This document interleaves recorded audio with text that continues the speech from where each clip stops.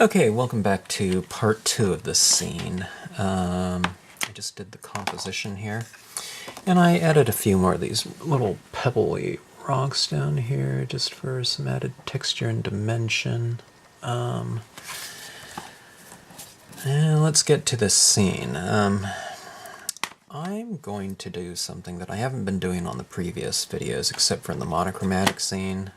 Actually, I don't know what I did in the monochromatic scene as far as the toning process goes, but I'm going to be trying to achieve a full value range with the use, basically with the use of black ink.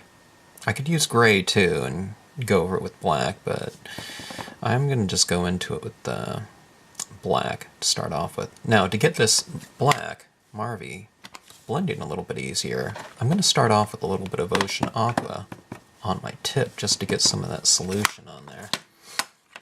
And then I'm going to ink up with the black. So some of that blue will be in there because I plan on doing a blue tint over the entire thing after I'm done with the toning process. So if I wanted to give it a warmer tint, then I'd probably use something like a Peach Bellini Adirondack Lights.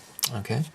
The light source is going to be the moon in here, and I want it kind of streaming across this. I don't want just a beam of light where everything's dark and then I get a beam, because you really wouldn't see a beam of light like that, okay? You'd just kind of see things illuminated along the way. You know, the only time you really see that beam of light is, you know, maybe in a smoky room or something like that.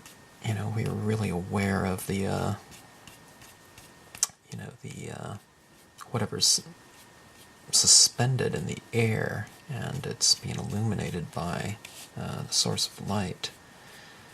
And in this case, you know, I don't want all that in my air.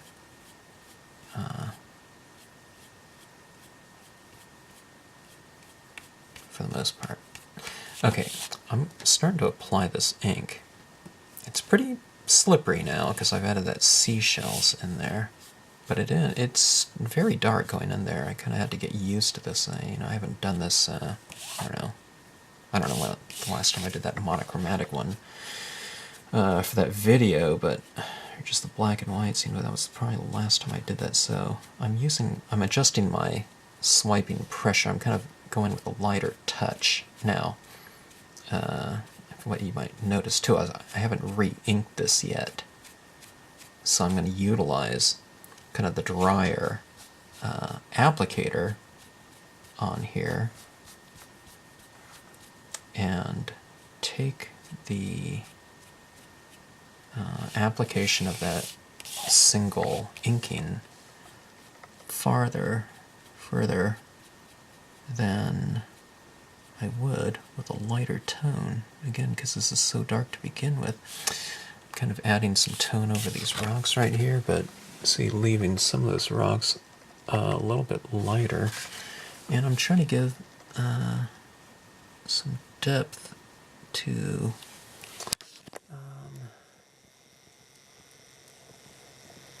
these rocks down there. You see that kind of rock line? Turning this on its edge like this and giving it a little bit of a streak in there. So I'm not just covering up the whole thing, you know, in a big wide streak, okay? And you can kind of take it in little dabs, and why not add that kind of streaking across the water's surface, like about like so. Turn your card. Okay. And something like that. I'm reminded as I do that. Okay, I'm re-inking. I'm kind of reminded that as I do this, just how fast the toning process can be achieved, you know, with the use of a darker tone right off the bat. Okay, now I know, you know, when I'm going through multiple colors, I'm saying start light and work darker, but you know, this is kind of a... After you kind of have the feel of that, you can kind of go on with any color. I'd still recommend a little bit of, you know, that a bit of that kind of thicker style of ink. But, you know, you can pretty much go in with any hue, and I don't know, in this case black is, you know, potentially the darkest value that you can start off with. So, but you can see I'm, you know, I'm not just going with solid black, I'm trying to achieve all those variations of gray. Kind of ends up being a kind of a silvery gray, because I have some of the that blue in my applications. Okay, and we have coming across top of the scene right there. Don't try to, and this is another thing that I want to point out, is you know, don't try to tone you know, the whole scene right off the bat. A lot of people work this way and they want to get down here. I like to work a smaller area. You know, I don't want to lose track of the whole, but I'm not trying to, you know, achieve full gradation of value over the entire scene. I'm kind of working small areas, you know, at a time, and I think you get a smoother transition from dark to light that way. Okay, instead of working perimeter oriented where it gets real super dark around the edge and it's super light in the middle. Okay, you want to work from the outside in like that. Well, not up here, because, you know, you have the streaking going across that way, but kind of get the point. You know, just work a smaller area, and there's a lot more control over it that way. And you know, you're really utilizing the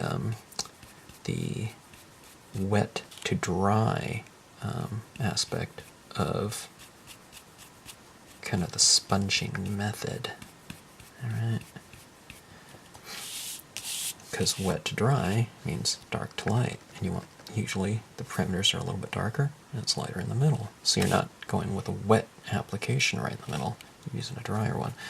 Okay, now, as I say that, with that last inking and application of ink onto the scene, I feel this tightening up a little bit in terms of my application. It's not gliding as smoothly, so I think it's good to go back in to my Adirondack Lights Aqua and re-ink, get some more of that fluid on there, and that'll help it flow and blend easier. Okay. Now I'm looking at this dam right here, and I'm thinking I want some of those, I want this to be nice and dimensional, so some of these branches and trunks in here, maybe I can kind of darken some of them, but just in general, see it as a volume there, and the light is coming from behind it, so it's going to be backlit. So this area in the, you know, front might be kind of dark, and I think that will, you know, serve the lighting scheme well by doing that. Kind of at the base of the dam, I can add a little bit more tone, darken it in some. Some of these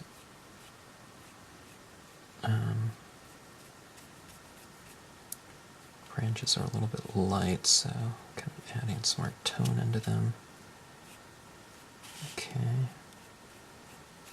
Kind of oscillate. You hear me saying oscillate a lot. It's because I like to create this, you know, this varied surface in terms of lighting, you know, from darks and lights, where the values can play off each other and create contrast. Okay. I think I can use a little bit of a darker tone, maybe for that water back there. Okay. Now in some cases I want some of this to get darker, but it's so slippery back there, you know, from that Adirondack Lights ink, it just doesn't seem to be getting any darker, so what I might have to do is I might have to wait for that area to dry a little bit, you know, before I can take it darker, you know, so you can just go back in there after it sets up for a while and kind of becomes a little bit more absorbent the surface isn't so wet, and go back in there and apply more tone. Okay. Some areas in here. Kind of at the base of the dam, giving the dam some kind of visual weight and opacity. In other words, if this is all really light down there, the same value, you're saying that kind of the light is just shining through solid objects. So on some of these more solid objects right here, you know, give them some value, make them darker. Okay. See the color scheme, the value scheme, lighting scheme, whatever, starting to develop. Okay. Perimeter darkness. Always kind of like that.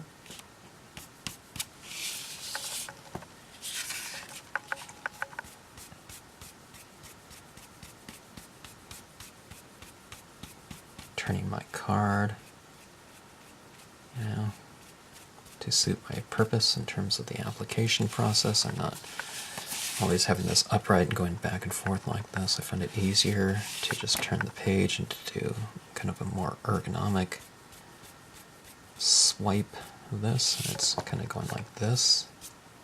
Okay, I'm not going like this and up. Okay, that would leave a kind of an awkward mark, so it's kind of going like that, pulling up like that. You get that dark to light like that.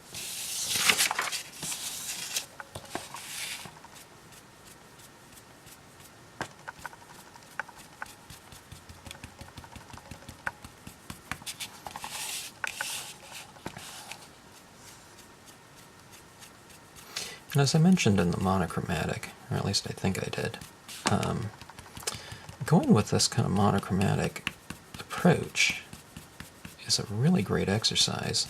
You might like the look of color better, but doing the monochromatic kind of makes you very aware of the value scheme of a scene. And I think having a strong lighting and value scheme is really comes in handy when you're creating scenes. It's kind of the foundation of you know, light in terms of color. And going back to color, though, what I was about to say is when you go back to using color, I find that, you know, you have a lot more command over it from having just been limited to, you know, something very limited in terms of a monochromatic scene. You know, you have more command of it in terms of its usage, and command in terms of the application of darker tones. So it's a good exercise to do.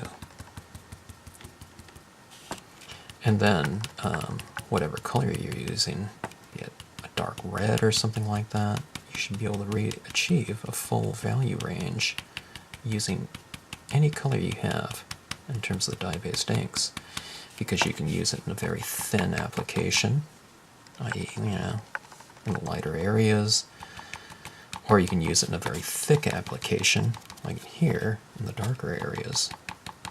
So you can really, it's a really powerful tool to be able to vary your, you know, your amount of application and pressure and etc., you know, in applying these things. Okay, getting there. It's really starting to come around now.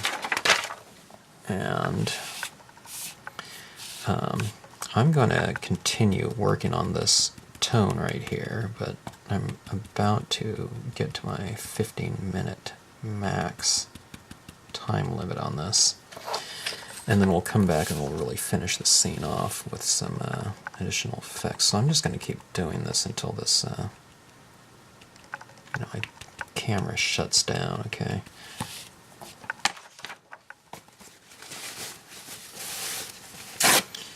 Okay, you've done this masking technique, I'm sure. Why not use it down here in the grassy area? Kind of start up pull up like that. You can kind of get this nice, varied, kind of a sharper edge. I don't know what it would be, value scheme or whatever, tightly controlled areas by doing this. Okay. Something that I couldn't get with a swipe, so it's kind of going along with the spirit of that grassy area. Okay, just about ready to shut down, and I will see you